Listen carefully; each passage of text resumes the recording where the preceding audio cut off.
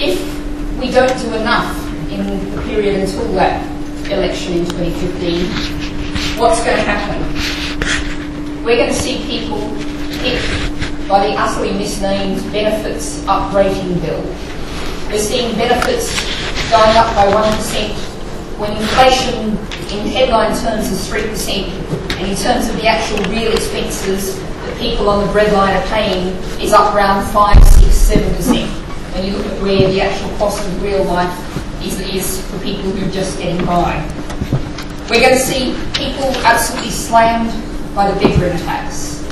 We're seeing people who feel like, I might have to move, but there's nowhere to move to, and my budget is already impossibly tight, and where am I going to find £14 a week more from? And there's the fact that we know that 2/3 of the households being hit by the benefit tax have a disabled person living in them. 2/3 of the households. And these are people very often who've already been hit, who are already briefly being battered by the dreadful ATOS and work capability tests that just keep coming round and round and just keep getting it wrong, and they keep having to appeal, and their mental health and their physical health suffers. If we don't do anything beyond just vote in the next couple of years, we're going to see people across the country faced by the benefits cap.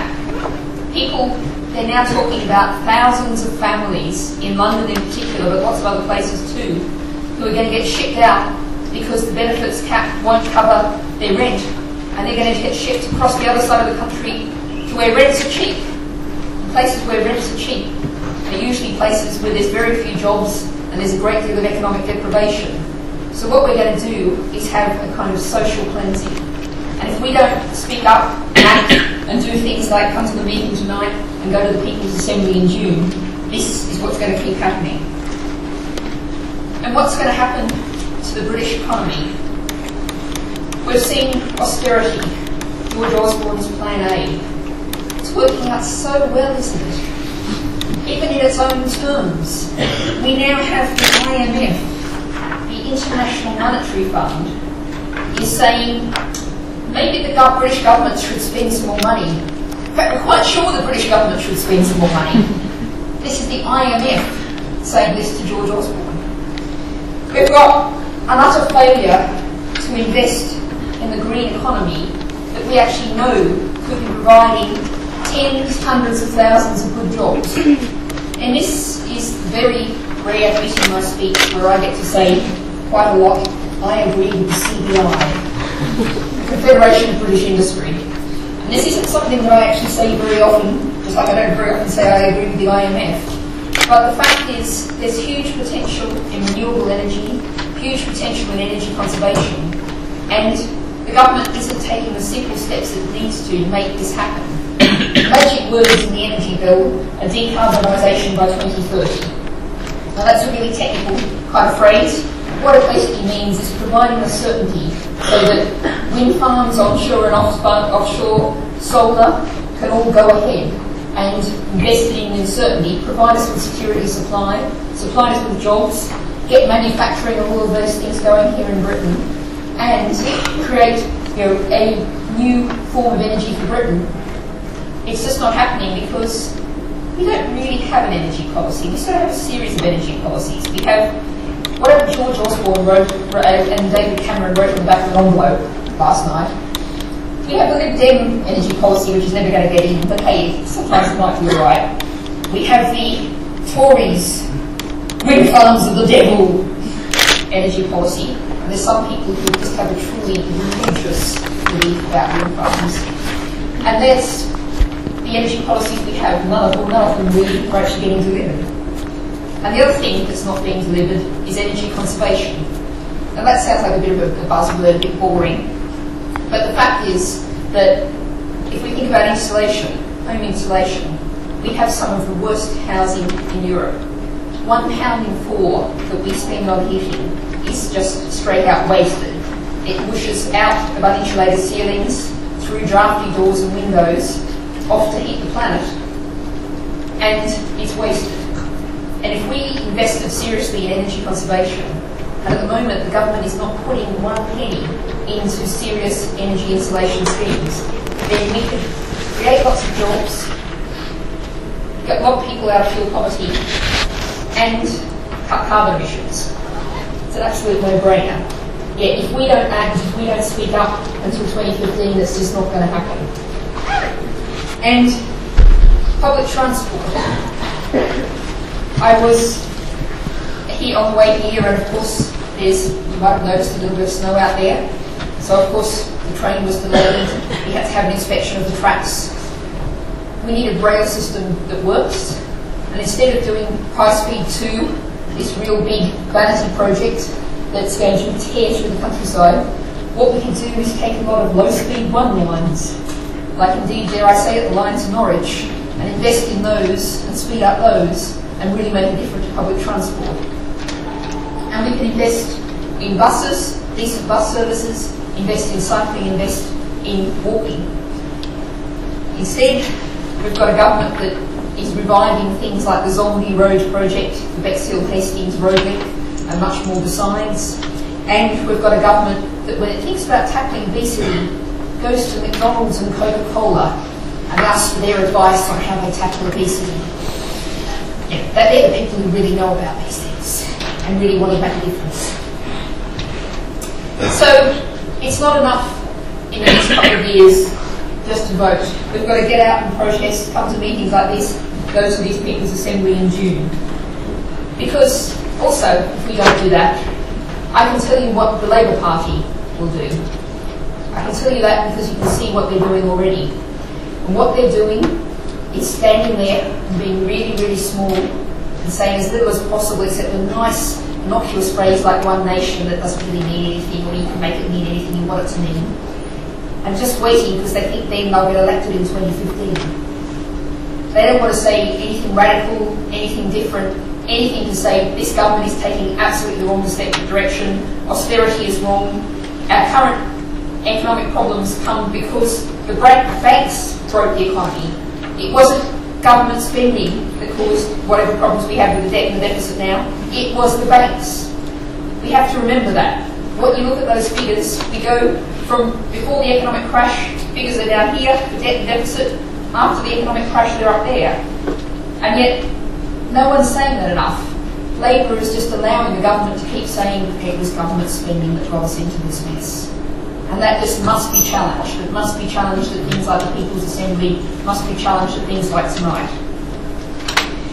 So what we need to do is gather together and fight. Take every opportunity there is to fight.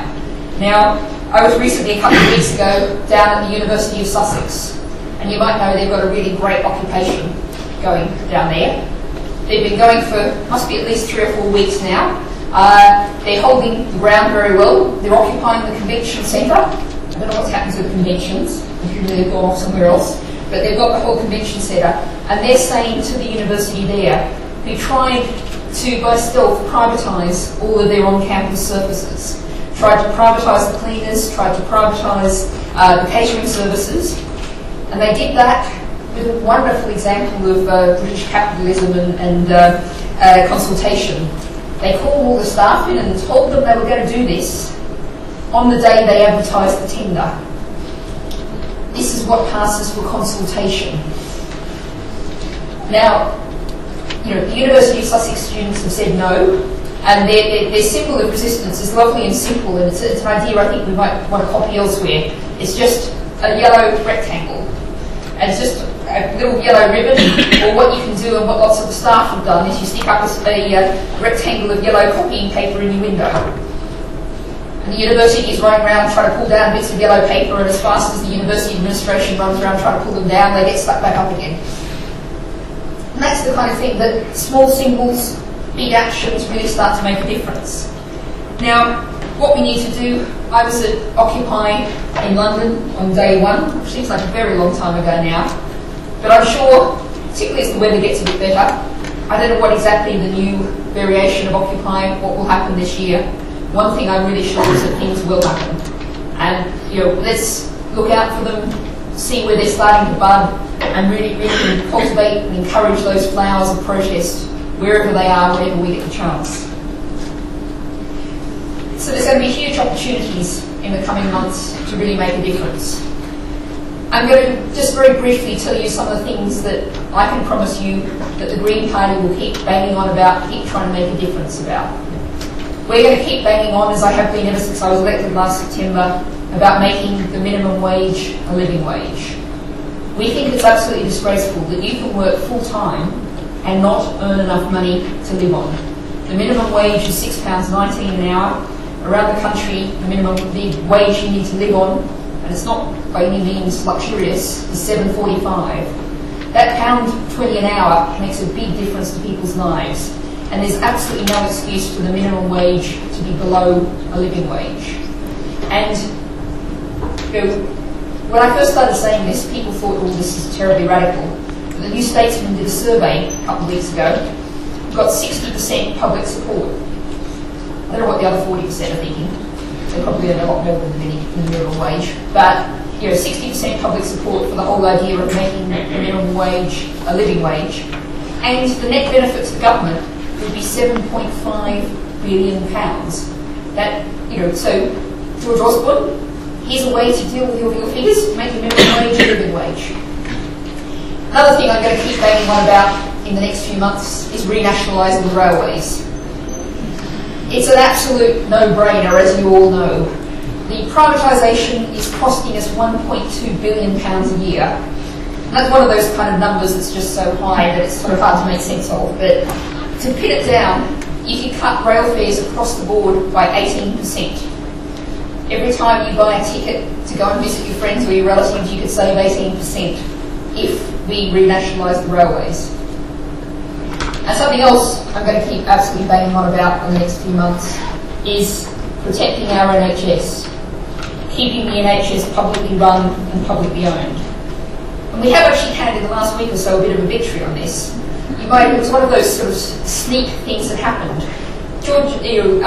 We have Jeremy Hunt published the secondary legislation for the NHS bill. Really boring, technical stuff. Don't look here, no one notice what's happening here. But what was hidden in that was a provision that would have ensured competition in every NHS contract. Despite the fact that Andrew Lansley promised last year not to force local commissioners to have competition, Jeremy Hunt snuck it into that secondary legislation. But the really good piece of news is there was a huge outcry, and Caroline Lucas, the Green MP, and Ed Miliband put in what had to be, by the way the parliamentary procedure works, a prayer to pray that Parliament reconsider this. We really do need to reform Parliament. So we've put in this prayer, and Jeremy Hunt has backed down and is going to rewrite that legislation. But it does tell you something about not only how ideologically awful this government is, but also how damn incompetent they are. That this is regulations that are going to come into effect on April 1, and Jeremy Hunt has just gone away to rewrite the regulations. This is how our NHS is going to be run from April 1, and no one actually knows what the regulation is going to be, which is absolute madness and absolute incompetence. And since I'm in a university, I have to say one more thing I'm going to keep banging on about, which is zero tuition fees.